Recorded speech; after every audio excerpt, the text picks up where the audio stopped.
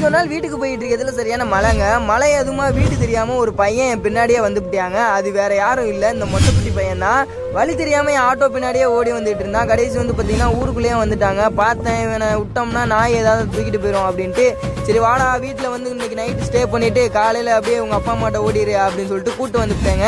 காலையில் ஒரு பையில வச்சு பயிரா ட்ரிப் எடுக்க போயிட்டேன். ட்ரிப்புக்கு வந்த அக்காங்க எல்லாருமே இதை பார்க்கணும் அப்படின்னு சொல்லிட்டு கேட்டாங்க. கேட்டுட்டு ரொம்ப அழகா இருக்கு தம்பி, இதை வளர்க்கலாம்ல அப்படின்னாங்க. இல்லைங்கக்கா இதை கொண்டு போய் விட்டுணும்க்கா, அவங்க அப்பா அம்மா தேடுவாங்க அப்படின்னு சொல்லுவோம். சரி இதை எங்க விட போற என்ன ஏதுன்னு விசாரிச்சுட்டு அவங்களும் கிளம்பிட்டாங்க. ட்ரிப்பை முடிச்சுட்டு வர்ற வழியில ஒரு தேக்கு மர தோப்பை பார்த்தேங்க. சரி அதுக்குள்ள கொண்டு போய் விட்டுலாமே சொல்லிட்டு அங்க கொண்டு போய் இறக்கி விட்டதுக்கு போகவே மாட்டேன்ட்டான். என்னன்னு வந்து பாத்தீங்கன்னா என் மேல பாசத்துல உன் கூட தான் வரப்போறேன் அப்படின்ட்டான். சரி இவனை என்ன பண்ணலாம் அப்படின்னு வந்து பாக்கத்துல, சரிடா நீ உங்க வீட்டுல போயிட்டு உங்க அப்பா அம்மாட்ட என் கூட வரப்போறேன்னு சொல்லிட்டு வாடான்னு அங்கிட்டு அவனை ஓட விட்டுட்டு நான் இங்கிட்டு ஓடி வந்துட்டேன் பெஸ்டீஸ். அப்படியே இந்த குட்டி பையனுக்காக லைக் போட்டு விட்டுருங்க பெஸ்டீஸ்.